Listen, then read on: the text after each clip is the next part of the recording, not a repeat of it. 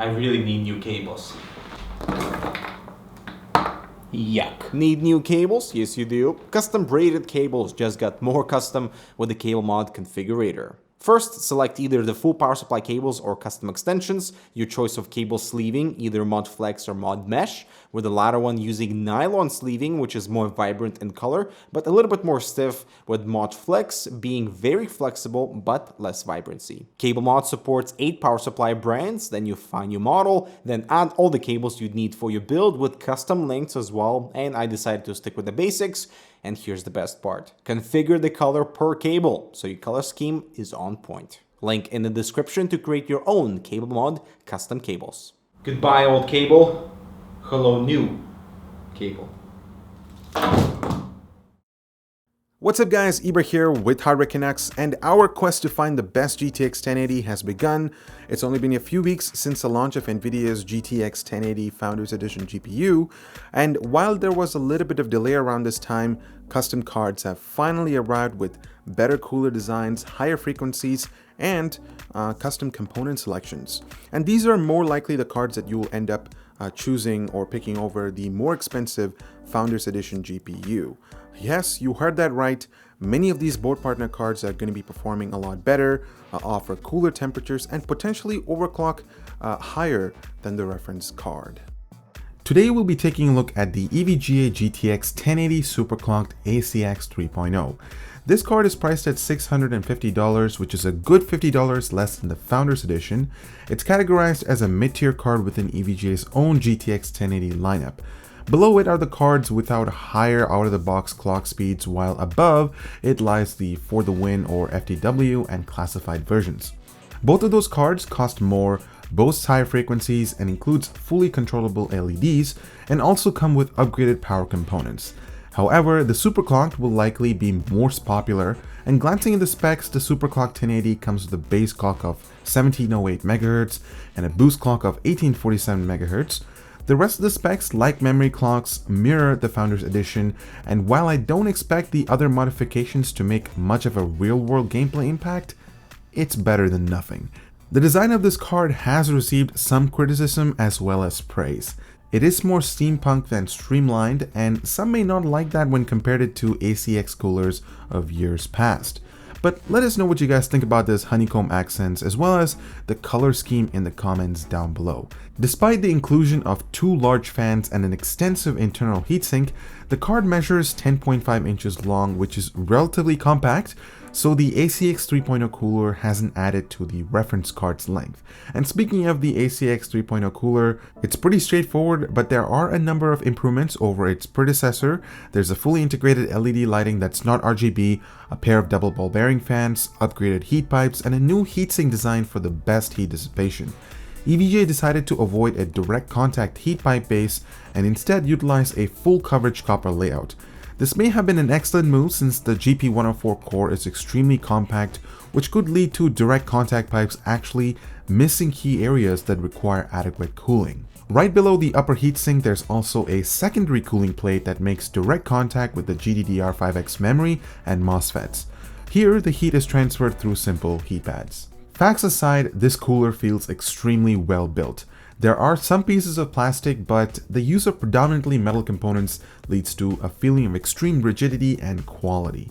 If you recall, EVGA doesn't brand their cards in a generic fashion. The only way to tell it's an EVGA card is typically by their cooler design and subtle branding here and there around the shroud. Well, this time, EVGA decided to display logos everywhere. I mean everywhere, from the sides to the back to the edges. There is an SE mark right below the 8-pin connector that lights up to differentiate this particular card from the other cards within EVGA's lineup. I don't mind this implementation as the card is most likely going to sit inside my case that's underneath my desk, but hey, it's a good step towards allowing this particular GTX 1080 to stand out from the competition. The LED zones on this card are large, white, and extremely bright. They exhibit a cool bluish light that unfortunately can't have its color changed, but can be turned off through NVIDIA's GeForce Experience software. Oddly enough, EVGA's own precision tool, which controls the LED's color on the For the Win and classified cards, can't be used with this one to simply turn off the lighting. It's weird, and while simple white light is quite limiting, if you are looking towards a more neutral build around the black and white components, this could be a perfect solution. The backplate is clean and beautiful. The brushed aluminum finish is definitely one of my favorite looks, and on top of that, it helps cool the rear-mounted GDDR5X modules. And I also wanted to point out that this card uses NVIDIA's reference PCB and components, which means none of them have been upgraded. This is good news for some people since this card will be compatible with standard water cooling add-ons. The I/O consists of 3 display ports and a single HDMI and DVI connectors. EVGA has slightly modified this area with a large grille to facilitate air movement in and around the ACX 3.0 heatsink, but don't expect all that much hot air to be exhausted directly through this area. And speaking of heat, the ACX 3.0 does a really good job with temperatures. It was able to maintain about 75 degrees Celsius and won't throttle in any way despite the superclock's increased clock speeds. That's significantly better than the reference card. The cooler is able to idle its fans during low load situations, which makes this card completely silent. But when temperature rises above 70 degrees Celsius, the fans kick in and gradually increase their speeds to keep ahead of the core's heat production. As you might expect, frequencies remain very consistent regardless of the amount of load or the duration of a gaming session. Now comes the best part, gaming performance, and let's see how well this bad boy performs.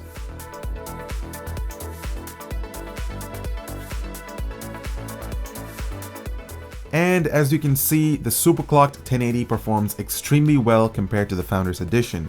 Realistically speaking, it performs 6 to 10% faster due to a combination of higher speeds and avoiding the throttling we found on the Founders Edition.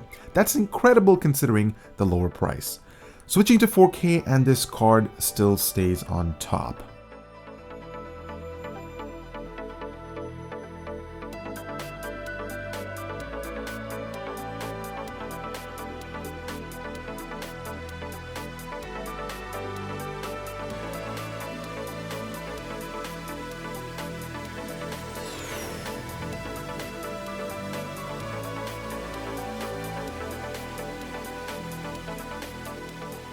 The card is also quiet, extremely quiet. At idle, the fans turn themselves off, and even when under load, they're barely audible. While the Founders Edition was already quiet, EVGA's card takes near silence to the next level. Power consumption here is pretty much in line with the cooler running yet a slightly faster GTX 1080. Remember, even though it's overclocked, the ACX 3.0 cooler allows for better thermal dissipation, which leads to higher overall efficiency. Now on to overclocking, and I wasn't able to get this card running any faster than our Founders Edition sample, even though its cooler wasn't struggling at all. Rather, the power limit ended up capping frequencies long before voltage or heat could step into the equation. That's a bit disappointing, but EVGA does promise their FTW and classified cards will feature more power overhead.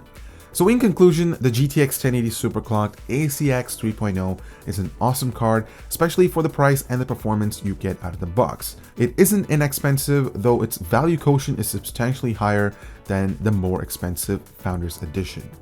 One of our main critiques about the Founders Edition GPU was its performance over time. While frame rates and paralleling frequencies start off extremely high, after a few minutes of gaming, both elements end up leveling out at lower points. On the other hand, the superclocked ACX 3.0 performed much better with consistent frame rates without experiencing any throttling. The temperatures were amazing too. It's one silent card with extremely well performance metrics, and for that, we're giving it the Hardware Canucks Damn Good Award. The quest to find the best GTX 1080 doesn't end here. We have a lot more custom GTX 1080 reviews on the way, so stay tuned for that content. I'm Eber with Hardware Canucks. Thank you so much for watching, and we'll see you in the next one.